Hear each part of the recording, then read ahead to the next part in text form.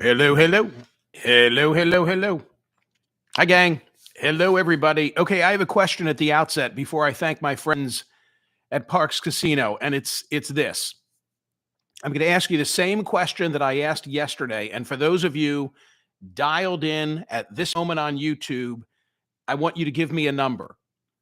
The question is the same as yesterday, except yesterday I was asking the question before the benefit of the second uh, dump of information by the Atlantic, which essentially called the bluff of the White House. The White House is like, oh, those weren't war plans. They're not attack plans. Everybody's playing a semantic game, trying to minimize the damage. And then Jeffrey Goldberg and the people at the Atlantic are like, all right, here it is.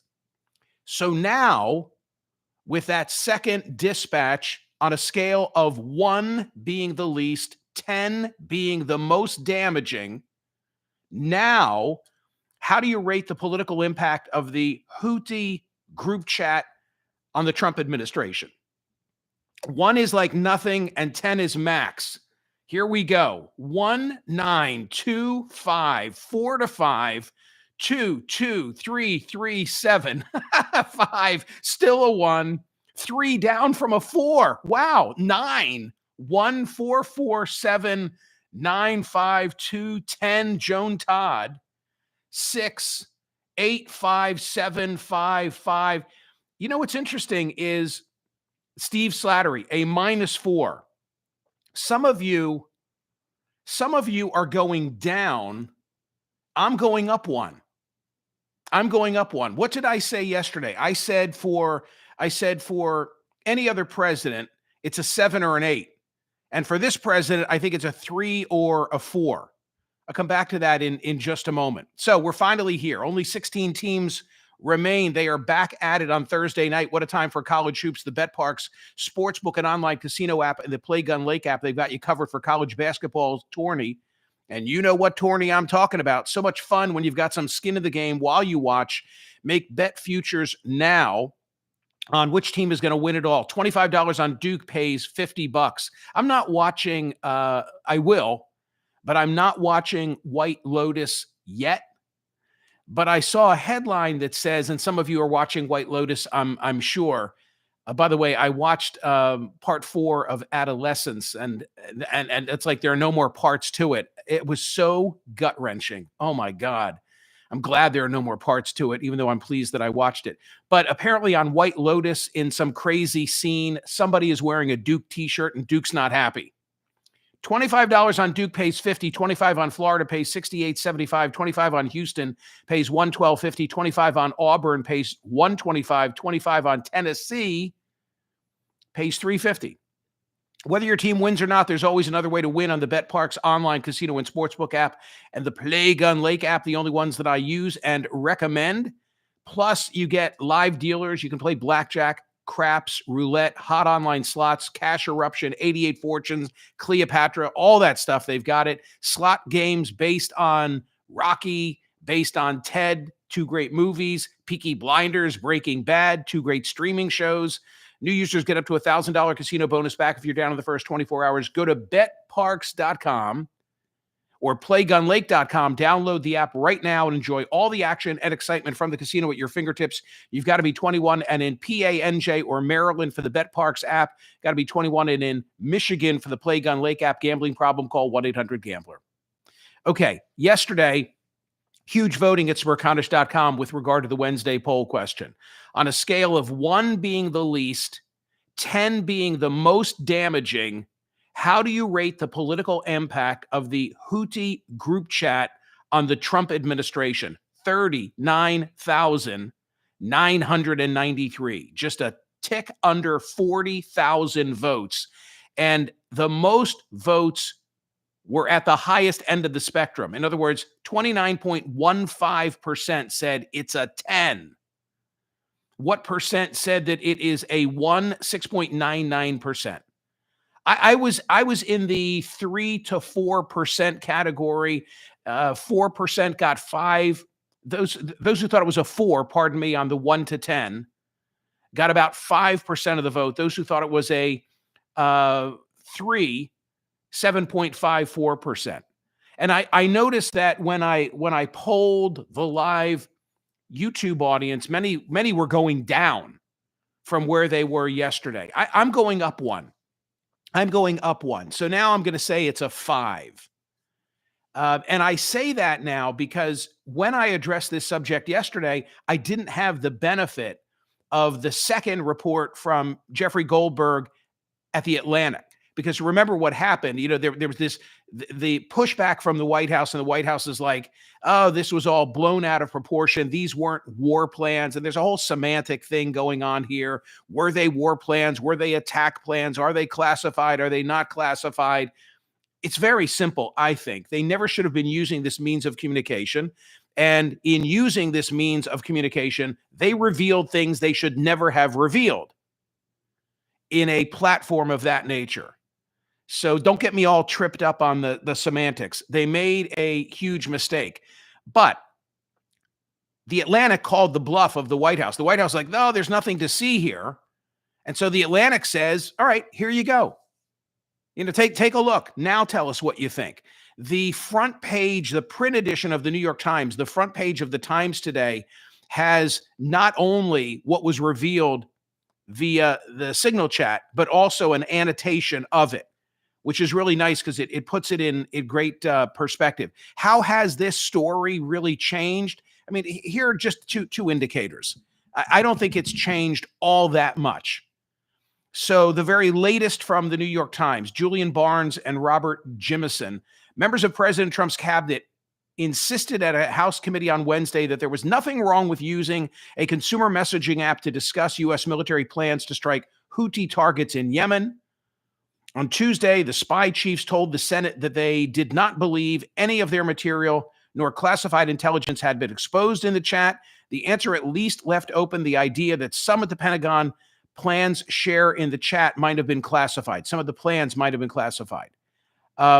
Republicans on the committee, everybody wearing their usual jersey, all but ignored the issue, focusing their questions on the official subject of the hearing, which was the intel community's annual threat assessment. I have to say I was disappointed in Brian Fitzpatrick, because he was one of those who did not take the opportunity to ask. Remember how I said yesterday, it disappoints me when there is a serious matter, like a Supreme Court nomination, and yet everybody suits up in their jerseys, and when they get before the Senate Judiciary Committee, the party of the nominee, they all ask questions that are softballs intended to elicit nice things about their background. And then the party of the opposition all hits them, and there's no independent thinking. And that's what I've seen in the last 2 days, first in the Senate, then in the House. And I thought that Brian yesterday would have been different and would have asked questions, but he wasn't. Such, I think, is the fear that people have of stepping out. More coverage. So from the Washington Post, 5 things we're still wondering about Signalgate. What could come next in the group chat fallout? Will Congress investigate any further? There's not a single Republican who has called for Trump to fire anybody involved in the chat. So the point is, they're going back and forth. They're playing semantic games. Everybody is wearing their usual jersey. And in spite of the second release of information, it doesn't seem as if the story has changed dramatically. I'm taking it up a 1. That's it for me, a 1. 3 to a 4. Now I'm at a 4 to a 5. All right, let's talk about today's poll question, because I love this. I love today's poll question. I'm going to give a hat tip to a listener. We've spent a lot of time talking about Michael Walls. We've spent a lot of time talking about Pete Hegseth and J.D. Vance, but we haven't spent a lot of time talking about Jeffrey Goldberg. And yesterday, the reporter from the Atlantic, a caller, Greg from Phoenix, called up the program and he said, I can't understand why Jeffrey Goldberg did not immediately say, hey guys, I'm on your thread here. And this caller, Greg, acknowledged that they made stupid mistakes. He thinks, Greg, the caller, says he thinks that Hegseth has to go.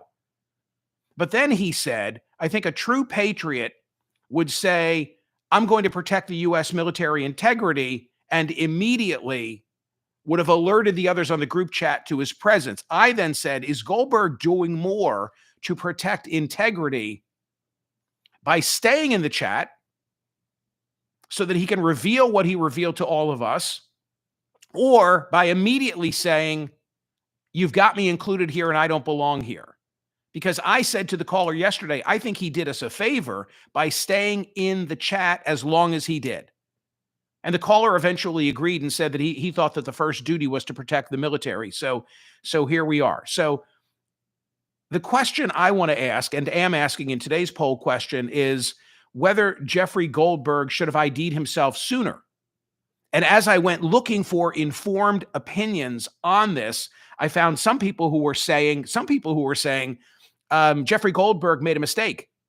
He should have stayed in the chat and never revealed, or at least not revealed yet, his presence. Kelly McBride is on today's radio program. I think Central Casting sent her to me, because when I went looking for informed opinions, I found her. She is the senior vice president and chair of the Craig Newmark Center for Ethics and Leadership at the Poynter Institute. She's a journalist, a consultant, and one of the country's leading voices on media ethics.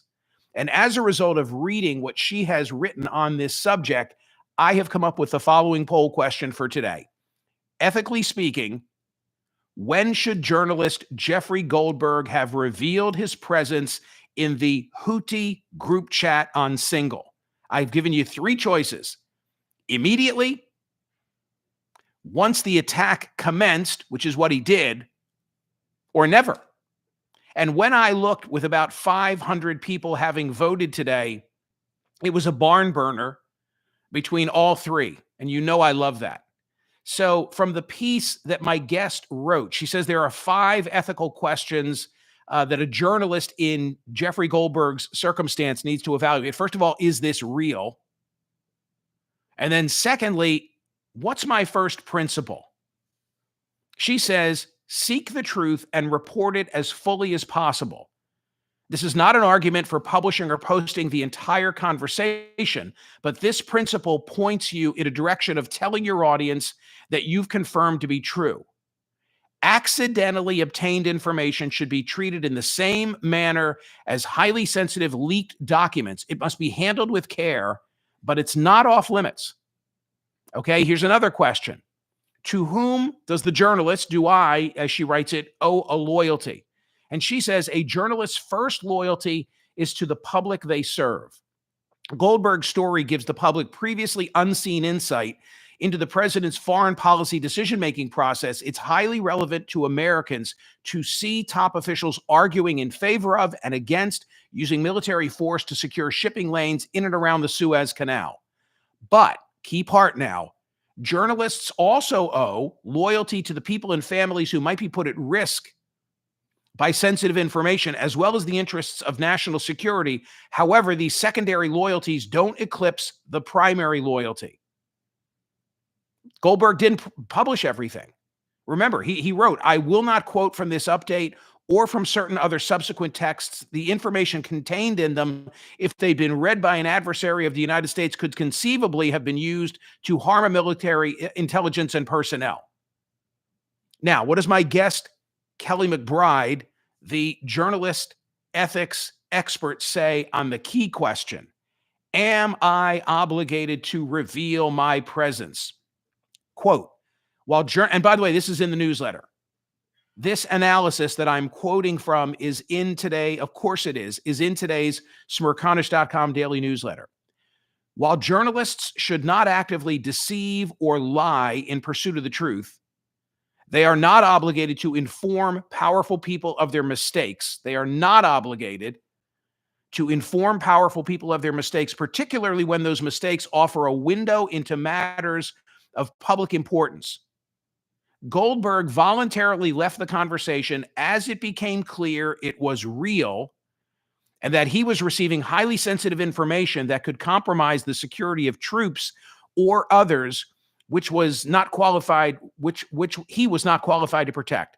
That's not a bad call, but it wasn't clear-cut either. Some argue that he should have stayed.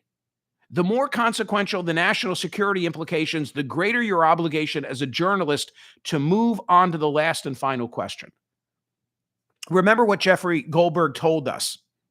He told us that, he was watching this. He had questions as to the validity of it, and that it really wasn't until, and it was March 15, stands out because it's my birthday.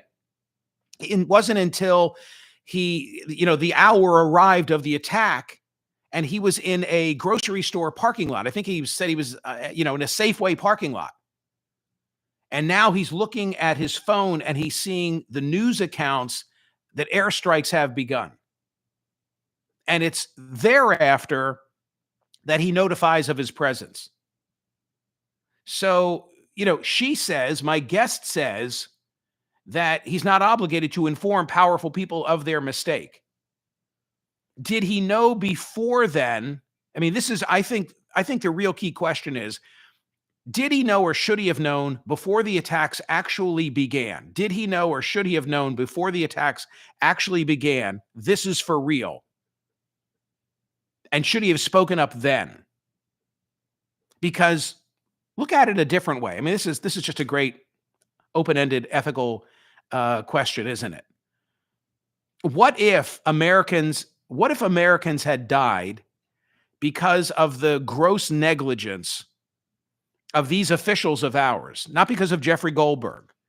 But what I've been thinking about is what if individuals had died, and if he had notified, because others, malevolent forces were also in the loop. If Jeffrey Goldberg had let them know of their security lapse, that could have been prevented. I mean, that scenario, thank God, didn't happen. But that's what I come back to. Let me say it more clearly, or attempt to say it more clearly. If Jeffrey Goldberg weren't the only individual who had access to this information, and if American servicemen and women had died because it was exposed, because they knew it was coming and where and how it was coming, then wouldn't we be saying, geez, if only Jeffrey Goldberg had told this network he was in the loop and others were in the loop, and could have spared, that type of catastrophic outcome? I don't think there's an easy answer. I mean, I know there's not an easy answer. So go to Smerconish.com and answer today's poll question. This is day 4 of Signalgate. And I've got the greatest question now as we just spend some time and talk about the journalistic response. When should he, ethically speaking, when should he have said something? Immediately, as he did when the attack played out, or should he have just stayed embedded to see what else would come his way? So, okay, ladies and gentlemen, thank you for being here. Thank you. Go vote at Smerconish.com on the Thursday poll question. Please like and subscribe and set yourself up for notifications. I will be delivering a YouTube commentary on tomorrow's poll question, the Friday poll question, but I will not be live. Tomorrow because I'll be in transit. So set yourself up for notifications so that you're aware of any time that I'm live. That's what I wanted to say. Appreciate all of you. Go vote at Smerconish.com right now. See ya.